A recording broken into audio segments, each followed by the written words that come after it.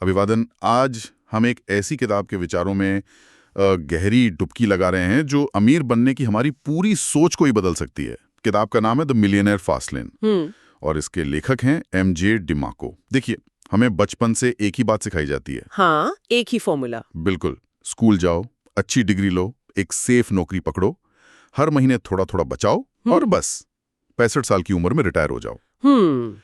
लेकिन ये किताब इस पूरे रास्ते को स्लो लेन कहती है, मतलब एक धीमी पटरी और एक बिल्कुल अलग, एक तेज पटरी का नक्शा दिखाती है। बिल्कुल।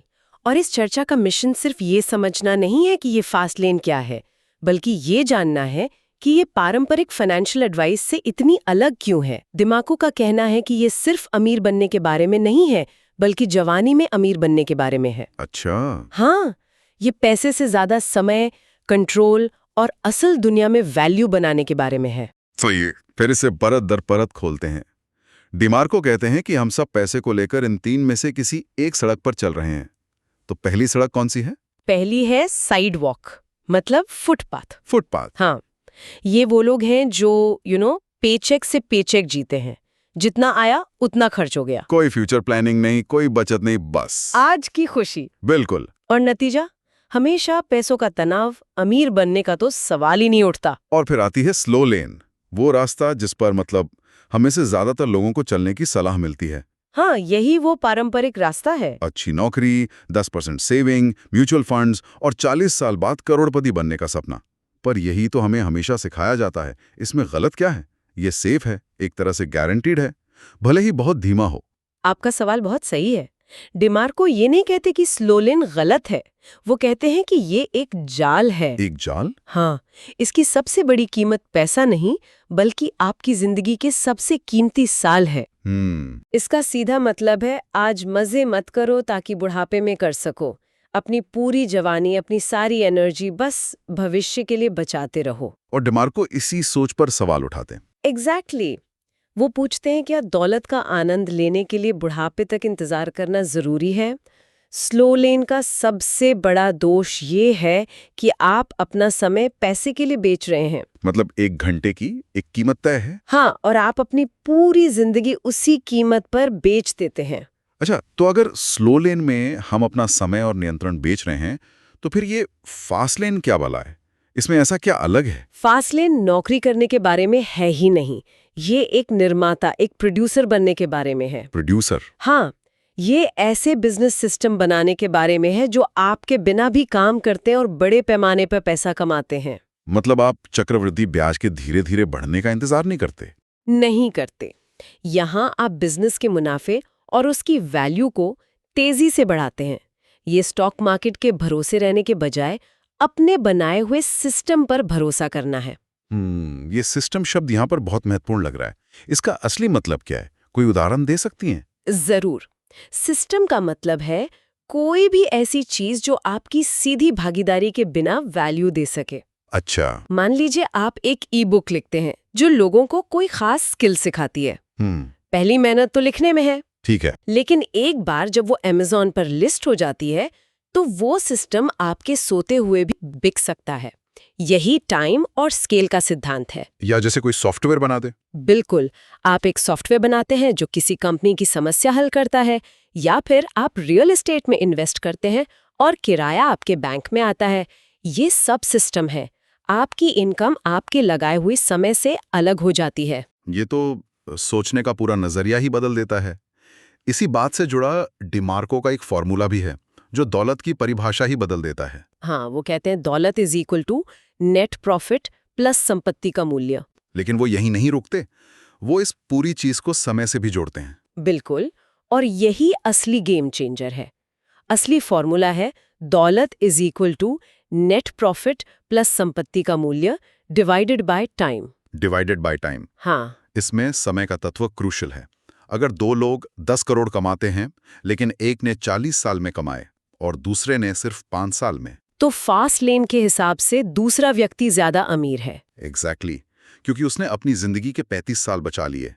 फास्ट लेन का लक्ष्य सिर्फ अमीर बनना नहीं, बल्कि जल्दी अमीर बनकर जिंदगी को अपनी शर्तों पर जीना है। ठीक है, तो फास्ट लेन का मतलब है सिस्टम बनाना। सुनने में बहुत अच्छा लगता है, पर हर बिजनेस तो फास्ट लेन बिजनेस नहीं होता। कोई ढाबा चला रहा है, वो भी तो बिजनेस है। डिमार्को इसे परखने का कोई तरीका बताते हैं क्या? कोई फिल्टर? हाँ, और यही इस किताब का सबसे प्रैक्टिकल हिस्सा है। डिमार्को इसके लिए 5 आदेश या सिद्धांत बताते हैं। 5 सिद्धांत। हाँ, ये किसी भी बिजनेस आइडिया के लिए एक लिटमस टेस्ट की तरह है। ये देखने के लिए कि क्या उसमें फास्ट लेन की क्षमता है। दिलचस्प है। तो पहला सिद्धांत क्या है? पहला है नियंत्रण, कंट्रोल।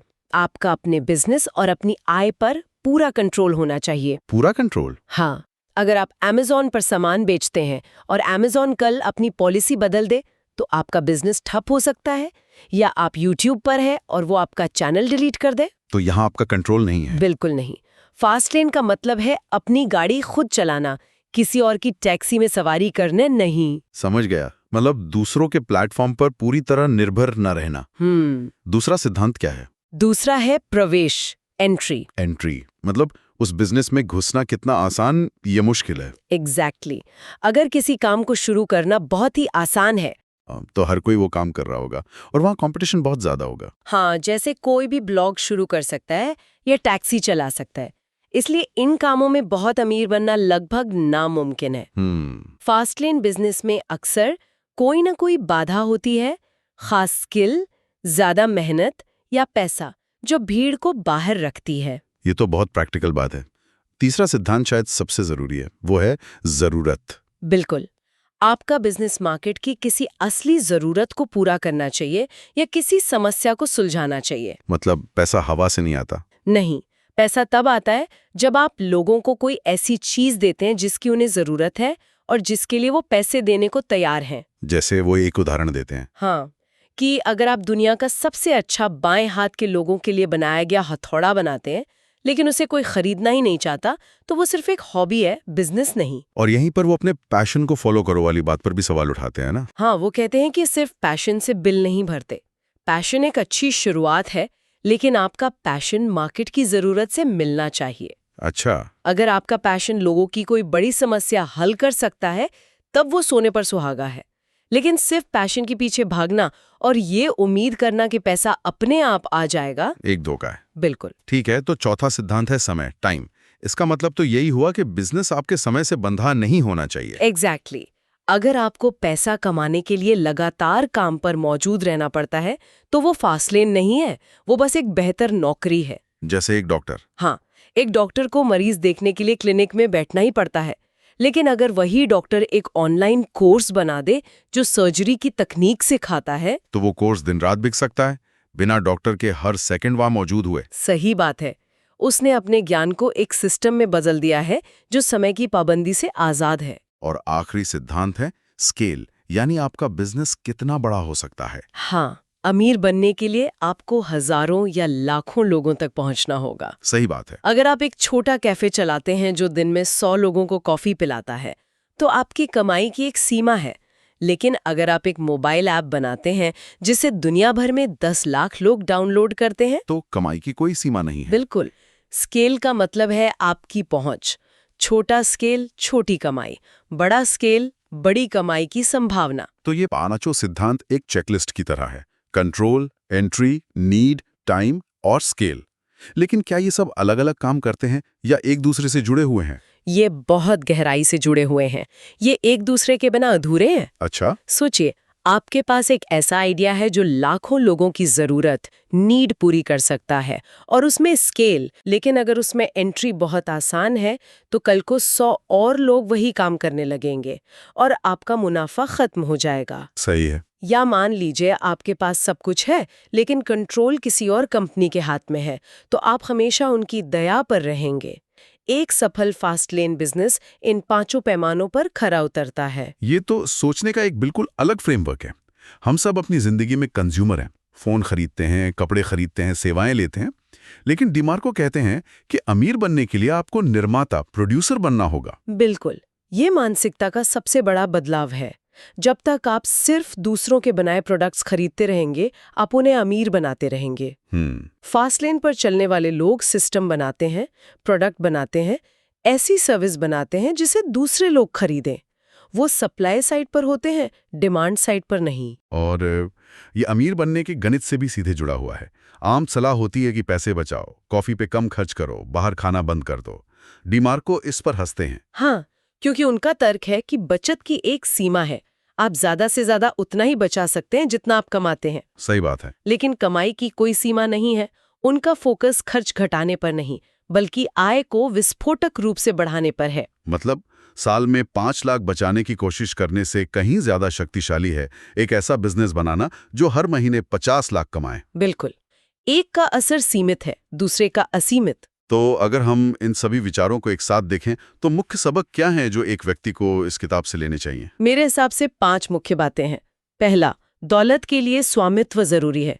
जब तक आप किसी चीज के मालिक नहीं हैं, एक बिजनेस, एक प्रोडक्ट, एक सिस्टम, आप अमीर नहीं बन सकते। ठीक है। दूसरा, समय पैसे से ज्यादा कीमती है, इसे समझदारी से निवेश करें, बेचे नहीं। तीसरा, स्केल ही आपकी कमाई की क्षमता तय करता है। आप कितने लोगों की जिंदगी पर असर डालते हैं, यही तय करेगा कि आप कितना कमाते हैं। चौथा है उद्यमिता। हाँ, सिर्फ उद्यमिता, एंटरप्रेन्योरशिप ही आपके वित्तीय विकास को वो रफ्तार दे सकती है जो नौकरी कभी नहीं दे सकती। और पांचवा और सबसे महत्वपूर्ण, वो क्या है?